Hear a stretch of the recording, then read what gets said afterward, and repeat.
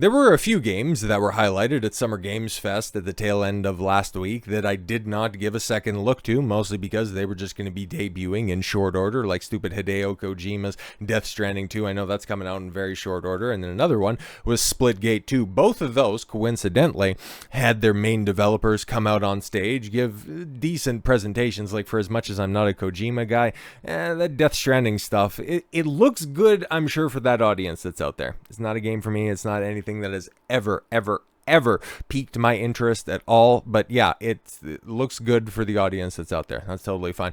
And whereas for Splitgate 2, I mean, like, I've heard about this game for a very long time. I hear that it's about as close as we're ever going to get to a proper Titanfall sequel, that it's actually a new and refreshing take on the FPS genre after just so long being stuck in the mud. I mean, I would have taken a look at this, and from what little I did see from the presentation, it looked pretty good. Okay, it looked pretty engaging to say the least, and yeah, I didn't mind it. Okay, when the CEO of Splitgate, I forget his name, but we'll definitely get into it for sure. When he got up on stage, it's like, yeah, it was a little bit clunky. Yeah, he looked like he was a little bit nervous, but at the end of the day, this is a guy who just, types away on a computer. He's a designer, he's a programmer, he's not a public speaker, so I won't hold that against him. It's kind of like the guy who's out there, I also forget the guy's name, but the guy who was the forward face for No Man's Sky, who seemingly every PlayStation conference at E3 would come out and say, hey, No Man's Sky is still a thing. Hey, take a look at all the stuff that we have. And then the moment that the game flopped, he was like, guys, don't worry. We'll just give us some time and we'll make something great. And lo and behold, he was one of those very few examples of a listen and believe to a developer, and they might actually deliver on some of their promises. But I digress. But Splitgate 2 will exit its beta and get an official release on June 6th. And as you're watching this, you're going, Don, it's already, there's about a week past June 6th, and yeah, it left its beta testing phase, and so far, not bad if we're being completely honest, okay? And as you can see, you could even see by the byline right there, it's available on, well, just about all the platforms you can think of, both generations of PlayStation and Sony that are out there on the market, and then also on PC as well as, and you can also, you can get it on Steam or the Epic Game Store, if you're one of those weirdos that's out there. But hey, feel free to go ahead and do that. But yeah, it's a follow-up to the extremely popular 2021 arena shooter, which yeah, I heard a lot of good things about the original Splitgate. Never got around to playing it. I might have a free copy of it kicking around out there, but apparently enough people have a good enough opinion on the game that they're checking this out. Now, over its launch weekend, after the promotion that it would have got off of Summer Games Fest, they went out there and then they, just about tripled their regular beta testing audience when they went into full release. And yeah, no, things were doing decently well for them over this past weekend. Okay, peaking at what? 25,785. There you go. Peak 4 days ago. So good for them. Good on them. I'm sure they would have wanted better numbers on Steam, but if you're on a whole bunch of consoles as well, I mean, it's 6 of one, half dozen of the other. If you have a modest enough budget and you don't piss off your audience, word of mouth will grow the game, and you could end up having, kind of a Star Wars Battlefront 2 type situation where eventually you just hit the zeitgeist and do better than you did even on your initial launch. But unfortunately, yeah, that's not the case for Splitgate 2, because they've run into as much controversy post-launch as they have had concurrent players. Like, check this out. Splitgate 2 director says it was news to me that the FPS launched with $80 bundles. I beg your pardon. Blames former monetization head who happened to come from Call of Duty. Okay, so you're not aware of who's working on your game? That's interesting. All right, so on Friday, the CEO of developer 1047 Games and creative director of Splitgate, Ian Proulx, whatever, French. Of course, it totally makes sense. By the end of this video, it'll make a lot more sense why he just, willingly surrendered. Took to the stage at Summer Games Fest 2025 in an unpopular hat, and then he was wearing the hat. Was it really that unpopular? Because he got one of the biggest reactions when he took the stage for his little speech that anybody else did throughout that entire presentation. But okay, put a pin in that for a second. We will be circling back to declare that he was sick of the stale state of FPS games. What followed was an announcement the Battle Royale mode in the year of our Lord 2025, as well as players discovering $80 cosmetic bundles in the Portal shooter. I beg your pardon. Proulx has now explained why prices were that high, and he blames former Call of Duty developer. No excuse, of course, but let me just provide you this excuse. I should have been on this. He starts the video, posted to Twitter. The second I got off stage, I called Derek, our lead game designer, and I said, Derek, did you know we had an $80 bundle? This is news to me. Like, what the heck? This makes no sense. All right. Now, some of you may be alarmed if a director doesn't know, how much players are being charged for bundles in the game. Our former head of monetization, who happened to come from Call of Duty, was with us for less than a year, and it was very aggressive on pricing. After Proulx's comments, on the SGF stage, which we'll get to, okay, about being tired of playing the same Call of Duty every year, the Splitgate Twitter account dunking on current COD developer before deleting the tweet. I would have thought, he'd leave Call of Duty out of it. So they've been getting dragged for the whole aggressive monetization, especially if you wanted to be, kind of a return to the old couch co-op, the proper FPS experience of the Bungie Halo games. I mean, when he took to that Summer Games Fest stage, he was there for a minute. Like I said, I listened to this presentation, I watched a little bit of it, and, well, I was on my phone, so I wasn't able to really look at his hat or notice anything about that because nobody was bringing this up at the time, so I think that this is more manufactured access media outrage, more so than anything else, because his comments and his statements, I mean, they were on point, all things considered. So I just want to run this back to give you guys full context, okay? Hey guys, I'm Ian Proulx, the co-founder of 1047 Games. When we started Splitgate... Right, in this presentation, everything was totally and completely out of sync, so that's not me messing up the video, fix the audio. That was just the whole presentation. Mostly a big reason why I was listening to it and not watching it, because it's just a little bit too much. But anyways. Gate in our dorm room, we just wanted to make a game we could play with our friends. And 20 million of you played with us. Now, with the help from our amazing community, we've built Splitgate 2. Why? Because I grew up playing Halo. And I'm tired of playing the same Call of Duty every year. And I wish we could have Titanfall 3. With Splitgate 2, we asked ourselves, how would we take portals to the next level? What if you could portal to entirely different worlds? So we combined the action, movement, and gunplay of arena shooters with the scale and intensity of something much bigger.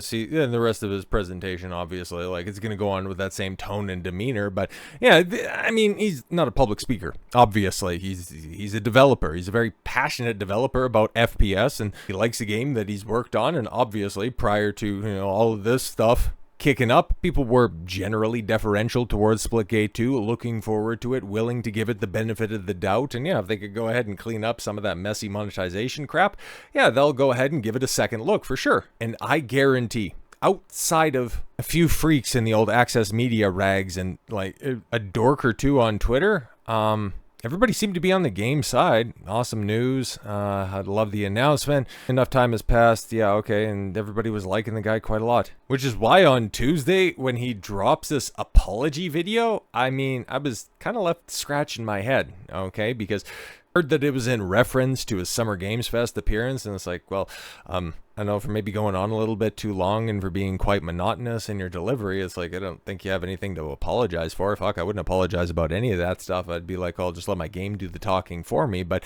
he decided that he has no excuses. I'm sorry. And you take a look at just the ratios that are going on right now, and it's, well, it's not good. It's not good. So let's see what he has to say. Hey guys, it's Ian. You're probably tired of seeing my face by now, but I promise this message is going to be a little bit different than the previous ones. All right.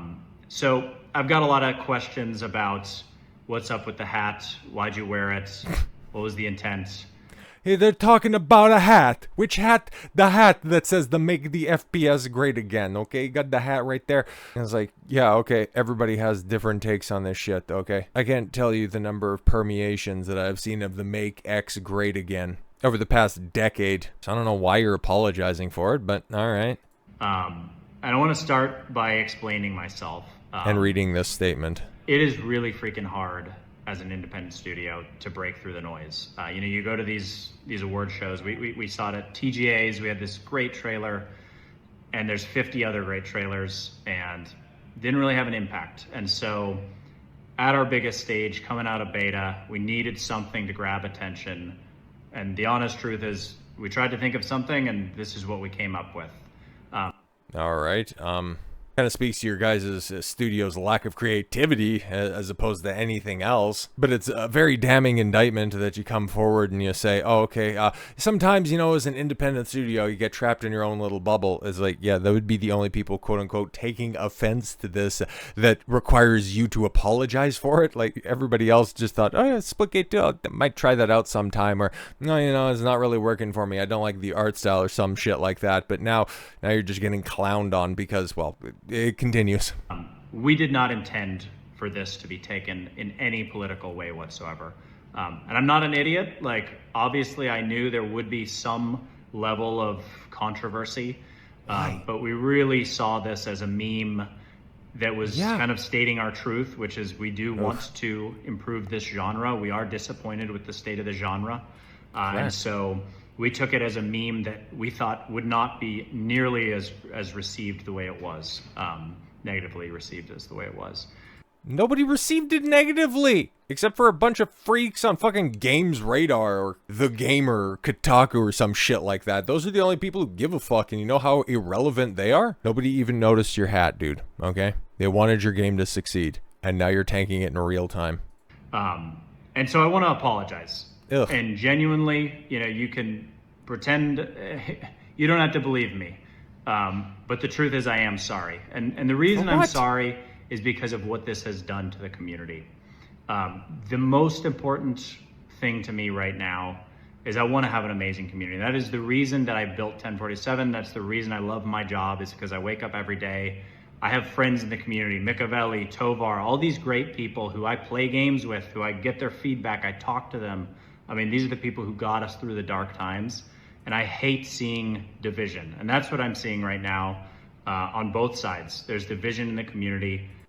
Are you retarded? Like, okay, if you guys were just listening along there for a second, I went back through the Steam numbers and it's like literally nobody who was playing the game even noticed that this stunt was happening. Like I said, like most of the stuff when we did our recap of Summer Games Fest earlier this week, I thought the 2-hour event was totally superfluous and completely and utterly forgettable. I didn't hear anything about your stupid hat. So to say that, oh, you know, there's people on both sides, taking offense at this, it's you're out there chasing ghosts, man. Like, I don't know what to tell you. You should probably look through a portal and figure out that you got your head up your ass. Oy, oy. And for that, I am truly sorry. And again, I'll reiterate, I do stand by the intent of this, which is the intent truly is, take it at face value. We do want to improve this genre. We do feel that the genre is in a bad state, and we want to make FPS games as amazing as possible. You know he wanted to say that. Oh my, you know, it was right there on the tip of his tongue. You know, how we just really want to invigorate the genre once again. We really want to make some changes. We really want to make FPSs great again. Oh, for fuck's sakes. But no, he had to go ahead and just change on the fly. It's like, no, I have to, no, we need to make changes. No, yeah, that's what we need to do for FPSs, except for, you know, that wordy, rejoinder couldn't quite fit on a hat as well. But I also understand that it's not just about intent, it's about impact. And the platform that we have had has had a negative impact, and for that I'm truly sorry. What the fuck are you talking about? Yeah, I mean, I wish things were different, and why? I appreciate all the feedback.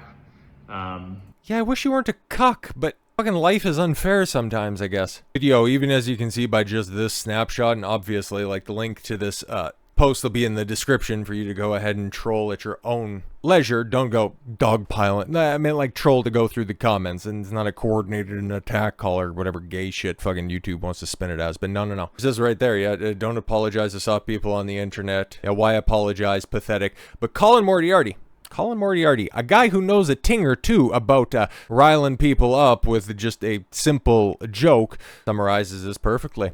Why are you apologizing? The industry's old media ideologues, what's left of them, have literally no power anymore. You don't need to appease them. It's not 2015. You're free. Yeah, exactly. This is some shit. This is some groveling nonsense that you would have seen if this was right as Gamergate 1.0 was kicking off, right as Comicsgate was, you know, getting into full swing, back at the genesis of OG Trump in 2015, 2016, things would have been a little bit different. Like, I still wouldn't expect or want an apology, and I would still call you a cuck if you were doing that. But this time around, man, like, focus on your monetization, focus on the future of your game. Stop apologizing for a fucking hat. Apologize for not getting a public speaking course. But Splitgate 2, yeah, you just shot yourself in the foot. Hopefully you can portal yourself to some success, because right now you're just portaling yourself up your own ass. So with all that said, thank you all very much for the gift of your time. I've been Don Consuelo. I want you to follow your gut and get after it. Take care, everyone.